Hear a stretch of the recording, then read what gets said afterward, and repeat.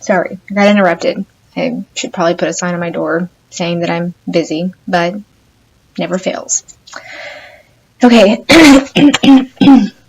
what I was trying to say was that, okay, this is going to be 0.95, because initially 0 and 0. And what I don't really know at this point is my equilibrium values, but I do know that I'm going to subtract from this because this is all I have. So this has to decrease, and then it must increase on both sides. And there's no coefficients. I mean, the coefficient is 1, so it's just x. Sorry. So I'm going to make my new equilibrium. Okay, 0.950 minus x, and then x and x.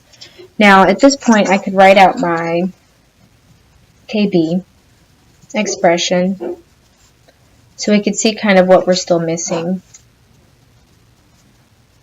Okay. Now, unfortunately, we have too many unknowns. We have x, and this is what we really want to know. So there's got to be another piece of information in the question, and you may notice there is. We're given a pH.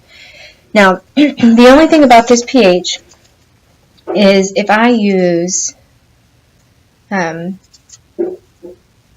pH is 11.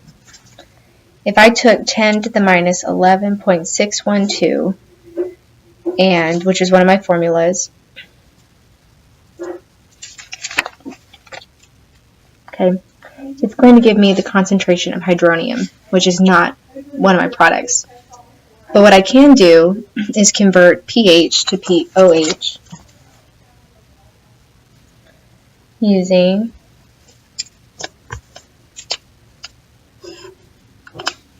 this formula. Okay. And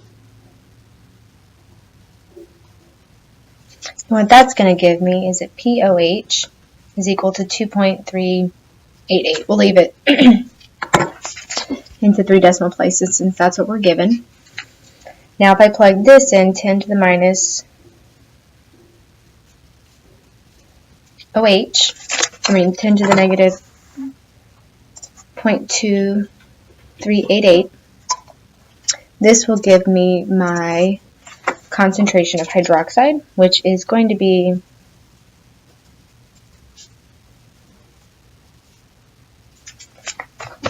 0.00409 molar. Okay, so that's what I'm going to have at equilibrium because that's what's measured.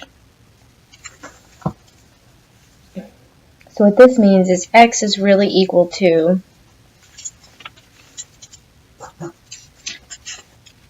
0.00409 molar. Now with that, I can come back to my KB and I can plug in these values, but now I know what x is. So KB is equal to 0.0049 times 0.0049 divided by 0.950 minus 0.00409. Okay.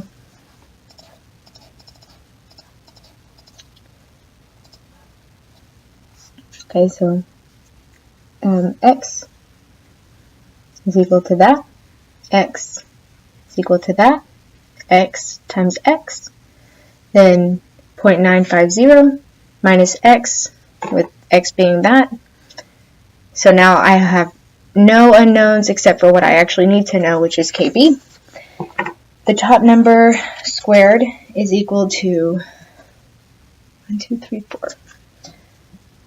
1, 6, 7, 2, 8. Now remember, if you put, it depends on how many decimal places you use.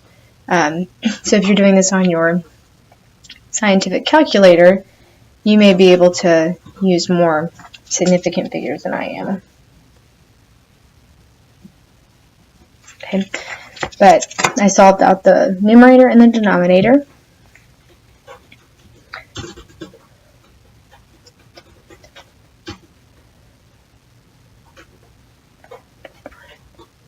And my final KB value that I get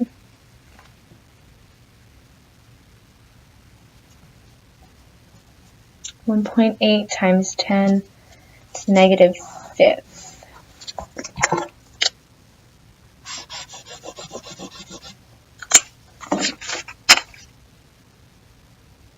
(1.8 times 10 to the negative fifth). Now, this one looks just like the missing K values that we saw in chapter 13, the second one we did. The only difference was we were given all of the equilibrium constants. We just weren't given them as a pH. Okay, so you have to be careful. If you're given pH, then you would only plug that in for hydronium, HO3 plus. If you're given POH, that corresponds to OH minus, hydroxide. Okay, so make sure that this is corresponding, which is why I write out what I'm actually solving for. Because it's really easy to plug this in thinking you're getting the value you need, but you're not. You're getting the opposite of it. And this would have been a really tiny number, which would have had little to no effect. Okay. All right. The third example is determining the equilibrium concentrations in a solution of a weak acid or a weak base. It can just, these are the same, it's just one's going to be Ka with hydronium or one is Kb with hydroxide. That's the only difference. Okay, so I'm given that I have a reaction, which is it's with formic acid. It talks about ant bites, stings, which reacts with water to make hydronium and formate ion. Okay. Now this is my acid. It's what's giving up my proton. This is accepting my proton. So from this being my acid, conjugate base, base, conjugate acid. Okay. Now I'm told that my molarity of my formic acid starts off at 0.534 molar. And I want to know two things. I want to know what my equilibrium concentration is of H3O plus, and I also want to know my pH. But if I know this, I have a formula that can tell me pH, and I'm given a Ka value of 1.8 times 10 to the negative fourth. Okay. So I went ahead and I rewrote my equation omitting water. Now this is the typo. Okay, so if you look on here, where did it go? It says, and this thing isn't focused. So anyways, look at yours, and it says that the concentration of water does not appear in the expression for the equilibrium constant, so we do not need to consider its change when we set up the ice table. That part's true. However, their ice table, that shows up, says water. Okay, so that's wrong. Your ice table should look like this. And their ice table does look like they've omitted water, but they didn't actually omit water. So it's really confusing when you're trying to explain that to yourself to learn it when there's a typo in it. Okay, so that's why we're going to work through it.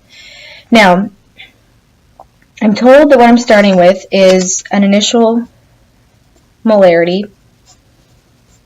Okay, and if that's my initial on the left, on the right, they must be 0.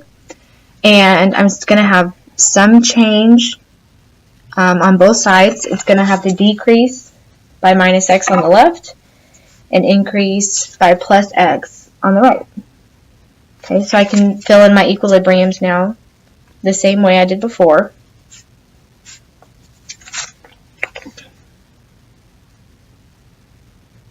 Okay, and now I can write out my Ka expression.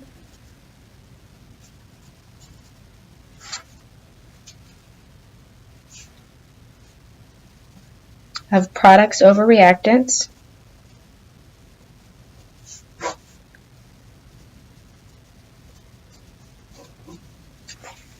Okay, so Ka is equal to my given, this value, this value, this value. Know what equilibrium is, so I'm going to plug those in.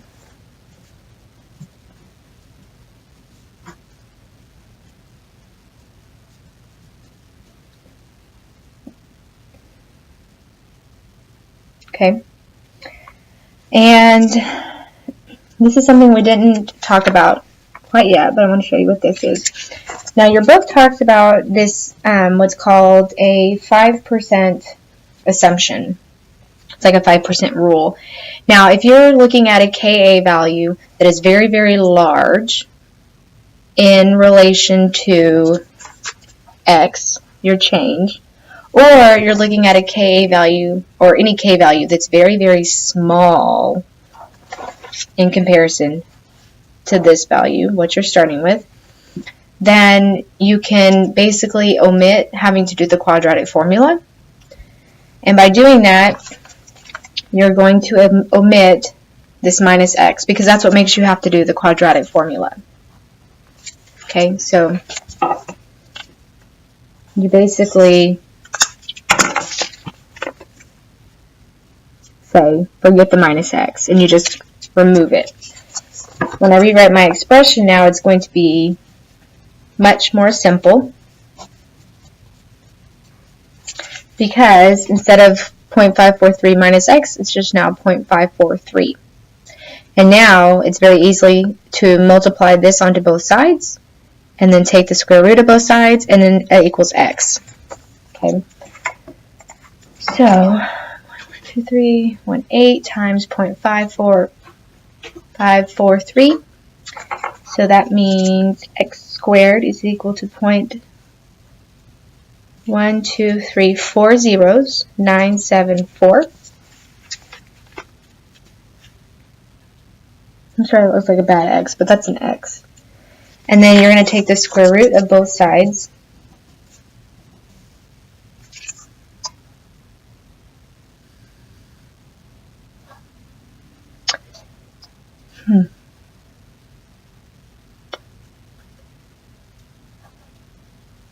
Oh, there it is. Okay, square root. I couldn't find it on my computer. And that means x equals 0.00988. Okay, so that's what x equals. But I'm not quite done yet, because I haven't defined what x actually is.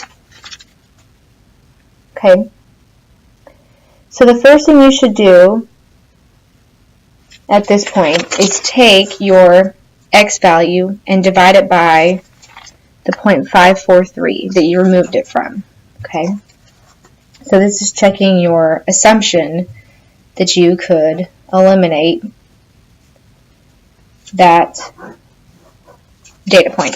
Okay, so you take what your x is, divided by this, and if it's in within 5%, and that differs. I've heard 10%, but I don't know. I guess it just depends on what textbook you're looking at. Okay, so I took 0.00988 and divided it by 0.53 times 100, and my margin of error by eliminating that was 1.8%, so that's within the 5%.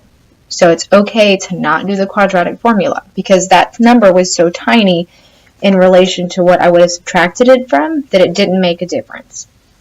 On a test, this is what you're likely to be able to do. I would not give you a quadratic formula on a test in this sense. I may do it in a different fashion, but you need to know the quadratic, but I'm not going to ask you to solve a whole problem where in order to answer the pH, you have to use the quadratic. Okay? So you can be safe to use this on your exam. Okay? Alright, so now that I know what x is, that is my molarity of my hydronium. So that's my first answer that I needed. The concentration of hydronium is equal to 0.00988 molar. The last thing I want is pH. And in order to get pH, you take the negative log of your concentration. And, oops.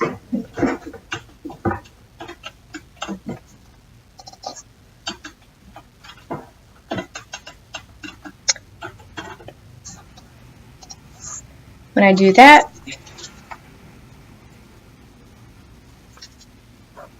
my pH comes out to be 2. I'm going to turn this around so you can see it.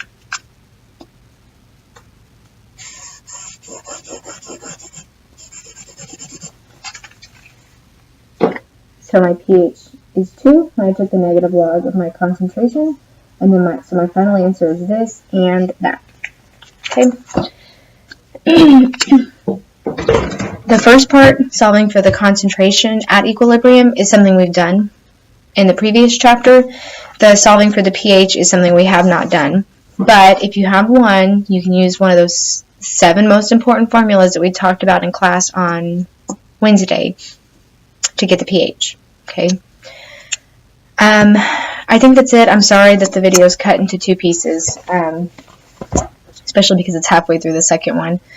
But just keep in mind, the more that you practice 14 and 13, you're really doing yourself help for both chapters. So 14 is more complicated because of the addition of pH and pOH.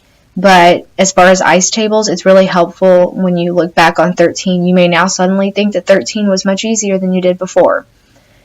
That's it on this one. I'm going to upload these, and then hopefully they'll help. Worksheets on tomorrow for Friday on the 17th are over these. All right. Hope this helps.